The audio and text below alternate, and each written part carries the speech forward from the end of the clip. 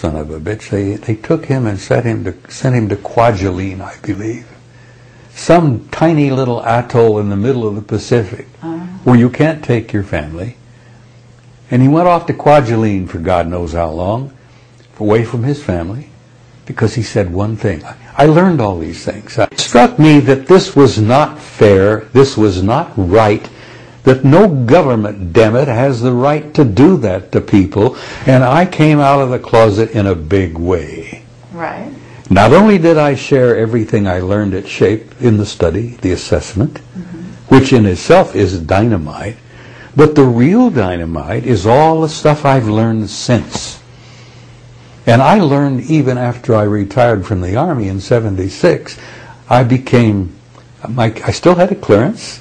I worked for FEMA. I got what the equivalent of a master's degree in emergency management at the Institute in Emmitsburg, Maryland.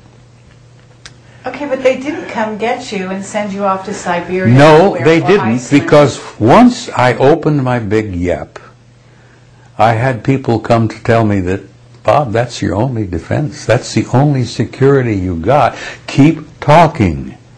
Because if they come and shut you up now, it'll be so obvious to the world that you've been closed down that much of what you've been talking about must be true. As I told you, I think I shared with Bill, I was intimidated.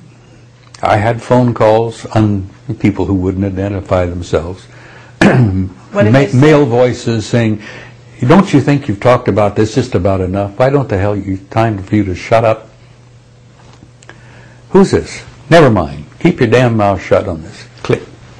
I had a number of those. I had a little house in Tucson in a cul-de-sac. I lived there. Bought it years ago. Bought it in 60-something. I'm sitting there one day reading or whatever, and I hear a very distinctive sound. I knew a helicopter. I know the sound of a Huey because I'd been in Vietnam. Okay. And the Huey has a distinctive sound all of its own. And I thought, you know, is it passing over? And it kept, and the damn thing was sitting over my house. So I go out the door into the driveway and I look up and there's this totally black Huey-type helicopter not more than 100 feet above my house, violating FAA rules, totally violating the rules, but the damn thing was sitting up there, and there was not a marking on it, not one mark on it. It was totally black, and that was a violation of FAA, Now, these guys violate the law all the time. And I stood out there, and I thought, who the hell are you? And I looked up and studied it, and there was this big circular, glassy apparatus on the bottom of this thing. It was part of the aircraft. And I concluded later that it was probably one of those 360-degree windows. And there were probably guys sitting in there looking at me down through this glass. But it was black, totally black. The glass was black. The thing was sitting up there and just kind of like, that.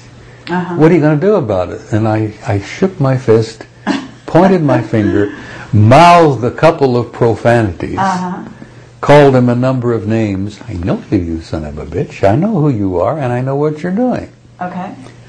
And about the time I really am giving them hell, I'm sure they thought, all right, we've got his attention. Off it went.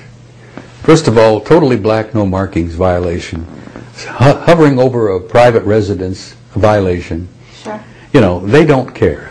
It was an intimidation. And this was right after I had went public at this big conference in Tucson. So tell me, you have friends at high places, because I know you've spent some time in Washington. Who's protecting you? Because is it human? Is it extraterrestrial? Let me tell you what I think. Okay. And this is just my 2 cents. Okay. I think that after I came out publicly with a big mouth and spoke and began to speak regularly at that time, from 91 on, I traveled the world. Good God, I was invited. I've been 18 countries. I think going public and being out in the open probably was what saved me. Uh-huh. Other than the phone calls and the Black Huey and all of the rest of it, you know, I've had people come up to me at conferences, guys, who would not introduce themselves and would, suits, you know what the term suits means? Sure. Three-piece with vest, typical government agency type thing. You've been speaking out pretty bluntly about this. Why are you doing this? Well, who are you? Well, never mind. Why are you doing this? Well, first of all, the truth has to be told. Oh, yeah? You think you know the truth? And I think, well, I know some of it. How's that? Mm-hmm. As a matter of fact, I know quite a bit of it. That's even better. And, you know, I've had those happen, too, over the years. I had an interesting time. I spoke at Leeds at a conference. All right. All right? Got a call from a guy who identified himself as Mr. Sweeting. Typical UK name, I guess, Mr. Sweeting. And we found out Tony Dodd checked the phone number from Mr. Sweeting, who called me and said it was imperative that he speak to me before I went on. And Tony and I both got in the phone booth together, crammed in here. And Tony's listening as I'm talking to Mr. Sweeting, and he says, it's imperative, Mr. Dean, that I speak to you before you go on. What are you going to say? And I says, well, Mr. Sweeting, if you're local, why don't you come to the conference and listen? Well, no, I can't do that. I just wanted to know what you plan to say. And I says, I plan to say a hell of a lot. And Tony checked the number. Mm-hmm. And guess where?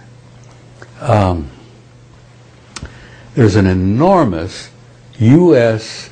National Security Agency facility in Yorkshire called Menwith Hill. Menwith Hill. I've driven by it. Tony took me by it several times. Sure. Mr. Sweeting's number was Menwith Hill. Okay.